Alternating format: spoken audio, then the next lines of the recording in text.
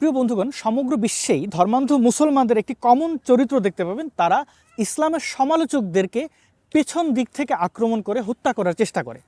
যেমনটা আপনারা বাংলাদেশে ব্লগার কিলিং দেখেছেন, অথবা নিউ ইয়র্কেই তো কিছুদিন আগে সালমান রুশদির উপরে সশস্ত্র হামলা, তার একটি চোখ নষ্ট করে দেওয়ার চেষ্টা বা নষ্ট হয়ে যাওয়া, আপনারা সেই বিষয়গুলো সম্পর্কে অবগত রয়েছেন।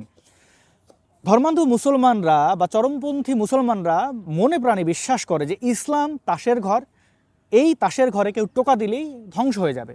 তাই তারা সব সময় আতঙ্কিত থাকে এবং তারা এই ন্যাক্কারজনক কাজটি করে। এমনটা নয় যে তারা কোনো দেশে সংখ্যাগুরু হলেই এমনটা করে, তারা যে কোনো দেশে সংখ্যালঘু হোক বা সংখ্যাগুরু, তারা এই অতর্কিত হামলা করবেই, পেছন দিক থেকে তারা এই আক্রমণটা করবেই। যেমনটা করেছিল তাদের সেই কুখ্যাত মরুড ডাকাত, তাদের ওস্তাদ, সেই মরুড ডাকাতের সমালোচকদের গুপ্ত ঘাতক পাঠিয়ে সে হত্যা করেছিল। স্বাভাবিকভাবে তার ধর্মান্ধ যে অনুসারীরা, তার যে নির্বোধ অনুসারীরা, তারা তার সেই 1400 বছর আগের বর্বরতা বজায় রাখবে। এই ঘটনায় পুরো বিশ্ব কিন্তু ধর্মান্ধ মুসলমানদের নিয়ে আতঙ্কিত, বিরক্ত, কিন্তু সভ্য সমাজ তাদের শোধরানোর চেষ্টা করে। আমরা দেখি শরিয়া পরিচালিত যে দেশগুলো রয়েছে সেখানে কি ভয়াবহতা, নারীদের প্রতি ভয়াবহতা, ইসলামের সমালোচকদের প্রতি ভয়াবহতা, এগুলো জলজ্যান্ত উদাহরণ আমাদের রয়েছে। আমরা এই ধর্মান্ধ মুসলমানদের একটু আগে যেটা বললাম, তাদের এই আচরণে অতিষ্ঠ, আমরা আতঙ্কিত, বিরক্ত। সম্প্রতি দেখা যাচ্ছে হিন্দু ধর্মাবলম্বীদের মধ্যে এরকম কিছু সন্ত্রাসীদের, মুসলমান সন্ত্রাসীদের মতোই এই হিন্দুদের মধ্যে থাকা কিছু কিছু ব্যক্তিরা মুসলমানদের যে সন্ত্রাস, এটিকে অ্যাডপ্ট করে নিয়েছেন, যেটা হিন্দু ধর্মের যে ব্যক্তিবর্গ তাদের সাথে আসলে ঐতিহাসিকভাবে যায় কি না, এটি একটি বড় প্রশ্ন। হ্যাঁ, এই ভারতীয় উপমহাদেশে হিন্দু ধর্মাবলম্বীদের মধ্যে যারা সন্ত্রাসী ছিল, তাদের দ্বারা অন্যান্য ধর্মগোষ্ঠীদের উপরে নির্যাতন, নিপীড়নের সাক্ষী আমরা রয়েছি, ইতিহাস সাক্ষী সেটি হয়েছে। সেই অতীতের যুগে না গিয়ে আমরা যদি বর্তমানে তাকাই, হিন্দু ধর্মাবলম্বীরা যথেষ্ট সংস্কার হয়েছে, তারা তাদের ধর্মের ভেতরে থাকা যে সকল ভয়াবহ বিষয়গুলো আছে সেগুলোকে তারা বাদ দিয়েছে।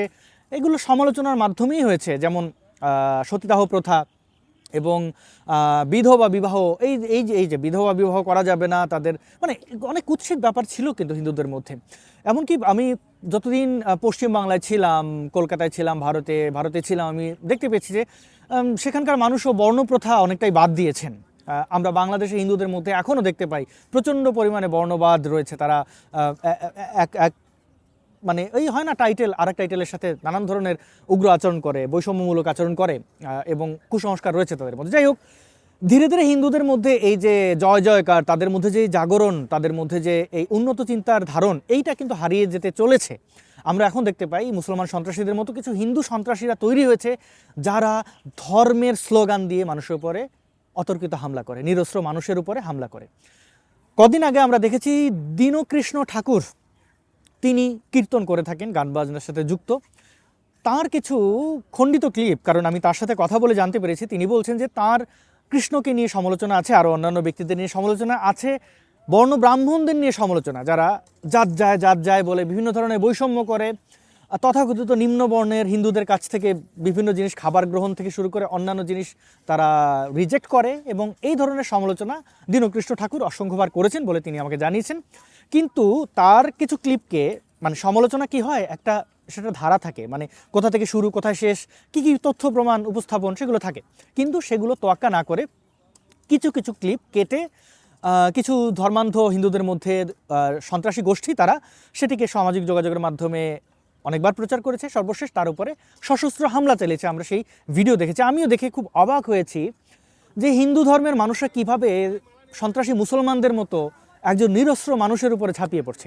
ঠিক দেখলাম ভিডিও ক্লিপে তাকে গিয়েই চ্যালেঞ্জ করা হচ্ছে। যারা চ্যালেঞ্জ করছে তারা ধর্মগ্রন্থের মানে কিছুই জানে না, তারা কোনো ধারণা রাখে না, এবং দীনকৃষ্ণ ঠাকুরকে বলতেও দিচ্ছে না। তিনি যতবার ধর্মীয় পুস্তক কোট করে বলতে যাচ্ছেন, তাকে থামিয়ে দেওয়া হচ্ছে এবং গায়ে হাত তোলা হলো। আমাদের সাথে অনেক সময় ধর্মান্ধ মুসলমানদের বিতর্ক দেখেছেন, ছাগু সম্প্রদায় তারা বিতর্ক করতে আসলে কান্নাকাটি শুরু করে দেয়, অনলাইনে হলে, আর সামনে হলে তারা অস্ত্র নিয়ে ঝাঁপিয়ে পড়ার চেষ্টা করে, দেখেছেন আপনারা। একই চিত্র আমরা হিন্দুদের মধ্যে দেখতে পাচ্ছি। তাহলে হিন্দুদের কি উন্নতি হচ্ছে নাকি অবনতি হচ্ছে? এবং আরও দুঃখজনক বিষয়, এই ঘটনার একটা সময় ছিল পশ্চিমবাংলার মানুষ, অসংখ্য মানে প্রগতিশীল মানুষ ছিলেন, তারা এই ধরনের সমালোচনাকে খুব ভালোভাবে গ্রহণ করতেন। আমরা তো অনেক এই যে মীর আছেন পশ্চিমবাংলার, মীর উপস্থাপনা ভালো করেন, তিনি অনেক সময় বিভিন্ন পূজা পার্বণ নিয়ে ট্রল করেছেন। আরও অসংখ্য ব্যক্তিরা, হিন্দুদের মধ্যেও অসংখ্য এক্স হিন্দুরা রয়েছেন যারা বিভিন্ন দেবদেবীদের নিয়ে ট্রল করেছেন। তো দীনকৃষ্ণ ঠাকুর কেন কৃষ্ণকে অসুর বলেছেন? আচ্ছা, অসুর একটা শ্রেণীর মানুষের কাছে খারাপ, আর একটা শ্রেণীর মানুষের কাছে দেবতা। এটা তো আসলে ধর্মীয় বিষয়টাই তো এমন। মুসলমানরা বলে সকল ধর্ম বাতিল, তাদেরটাই শ্রেষ্ঠ।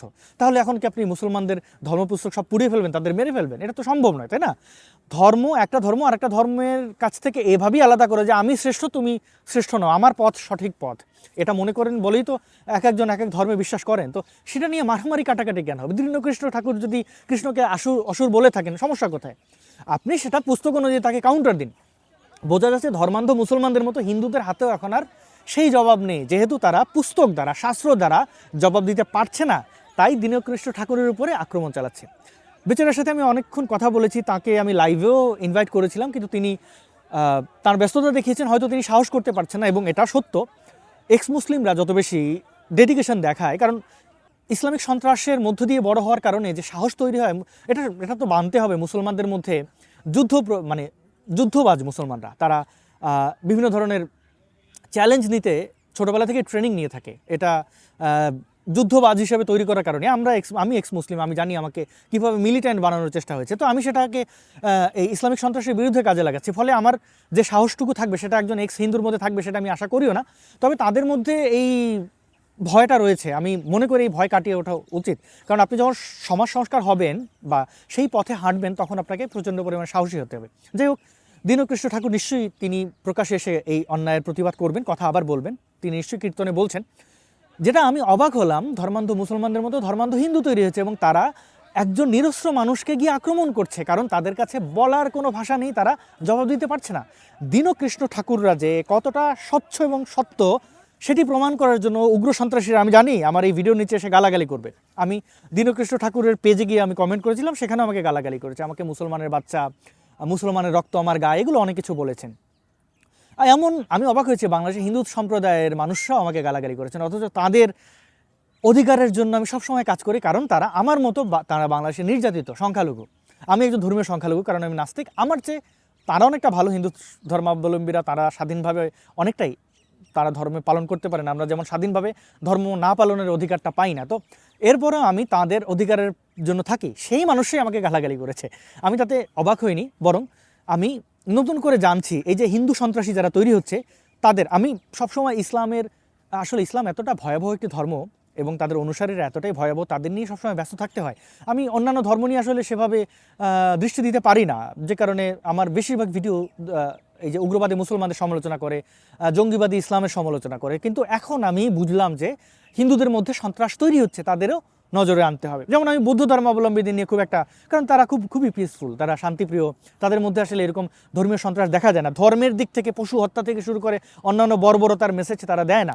ব্যক্তিগতভাবে কোনো বৌদ্ধ খারাপ হতেই পারেন, মানে বৌদ্ধ ধর্মাবলম্বী খারাপ হতেই পারেন। গৌতম বুদ্ধ একজন চমৎকার মানুষ ছিলেন।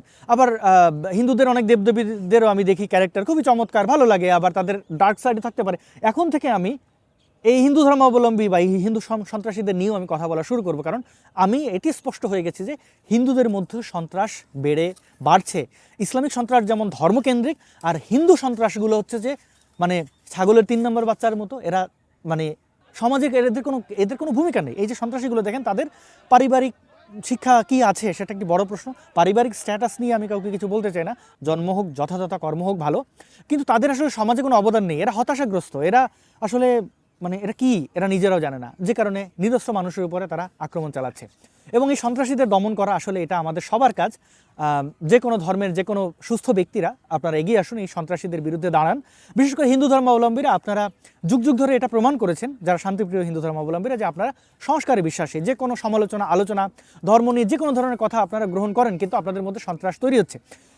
যে কোনো ব্যক্তি যে কোনো কিছু বলার অধিকার রাখে, কারণ আমরা মানুষ, আমরা চলতে ফিরতে উঠতে বসতে আমরা ভুল করতেই পারি। আপনি যেটা বলছেন সেটাই যে ঠিক, এটা আপনি কখনোই বলতে পারেন না, কারণ আপনি মানুষ, আপনি ভুল করতেই পারেন, আমাদের ভুল হয়। এই ভুলের জন্য যদি আপনি মেরে ফেলেন, তাহলে তো পৃথিবীতে আর মানুষ বাঁচবে না। এখন কথা হচ্ছে যে আমি ভুল করেছি কিনা, আমি ভুল বলেছি কিনা। আমি ভুল করেছি কিনা বা বলেছি কিনা এটা তর্ক সাপেক্ষ। আপনি এটা ডিসাইড করে দিতে পারেন। আপনার মনে হলো আমি ভুল করেছি, আপনি আমার উপর আঘাত করে ফেলেন, আপনি হয়তো আমাকে মেরে ফেললেন, কিন্তু আমি তো ভুল না, আমি নাও হতে পারি ভুল। আপনি যেটা ধারণা করছেন সেটাই সঠিক, তা তো নয়।